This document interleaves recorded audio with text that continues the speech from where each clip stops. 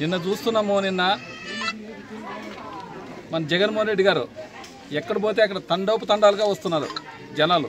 ఎందుకంటే వీళ్ళు సూపర్ 6 అన్ని ఫెయిల్యూర్ అయింది కాబట్టి ఈరోజు ఒక సంవత్సరంలోనే ఇంత భారీ ఎత్తున ఆయన మా అధినాయకుడు ఎక్కడైనా పోనీ దాదాపు లక్షల మంది కలుస్తున్నారు. దాన్ని ఓర్వలేక ఈరోజు కూటమి ప్రభుత్వం నిన్న చూస్తున్న నిన్న ఘటనని కోడిగుడ్లతోనా రాళ్లతోనా చెప్పులతోనే వేస్తున్నారు. ఏమన్నది పద్ధతి మీకు అని చెప్తున్నాం కూటమి ప్రభుత్వంకి. ఎందుకంటే మీరు చంద్రబాబు నాయుడు గారు మా ప్రభుత్వంలో తిరిగినారు. అదేవిధంగా లోకేష్ యువగలం పాదయాత్ర చేసినాడు. మా జగన్మోహన్ రెడ్డి అనుకుంటే నువ్వు పాదయాత్ర చేసేవాడేనావా? మా జగన్మోహన్ రెడ్డి ఏదన్నా కానీ పారదర్శకంగా ఏదన్నా కానీ మంచి జరగాలనే విధంగా సంక్షేమ పథకాలు అందరికీ వర్తింప చేయాలనే విధంగా ప్రతి ఒక్కరికి నాకు ఓటు వేయకున్న వాళ్ళకి కానీ అర్హులైతే వాళ్ళకి వర్తింప చేయాలనే విధంగా పరిపాలన చేసినాడు.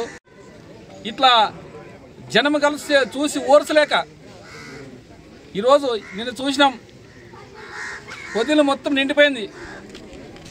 ఎక్కడి నుంచి వచ్చినారు ఎక్కడ లేదో జనాలు మాత్రం అంతా అంటే మీ ప్రభుత్వం వైఫల్యమైంది కాబట్టే ఈరోజు అంత జనం వస్తున్నారు. మీరే సంక్షేమ పదం చెప్పినట్లు చేసింటే ఈ జనము సంవత్సరం లోపలే ఇంత జనము వచ్చేవాళ్ళు కాదు. మీ ఫెయిల్యూర్తోనే ఈరోజు అంత జనం వస్తున్నారు కాబట్టి మీరు ఓర్వలేక ఆయనకి సిబ్బంది కానీ జెడ్ కేటగిరీ ఉన్న అక్కడ అసలానికి ఏదో కార్యకర్తలు ఆయన కాపాడుకుంటున్నారు. ఎందుకంటే అదే పనికి కూటమి ప్రభుత్వం డిపార్ట్మెంట్ని రానియకుండా చేసి ఈరోజు ఎక్కడ పడితే అక్కడ నిర్బంధం చేస్తూ రానియకూడదనే కార్యకర్తలు రానియకూడదనే విధంగా ఈరోజు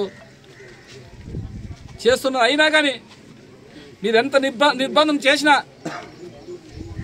జనాలు మాత్రము తండాలుగా వస్తుంటే దాన్ని చూసి ఓర్వలేక వణుకు పుట్టి రాళ్ళతోనా కొడుకులతోనా మీ పచ్చముఖాలతోనా వేపిస్తారు. ఇదేం అన్యాయమా? ఎప్పుడు ఒకటే ఉండదు, ఎల్లకాలం మీ ప్రభుత్వం ఉండదు. ఖచ్చితంగా 2029లో భారీ మెజార్టీతో మా వైసీపీ గవర్నమెంట్ జగన్మోహన్ రెడ్డి ముఖ్యమంత్రి అవుతాడు. అప్పుడు మీ కథ ఒకరి కథ.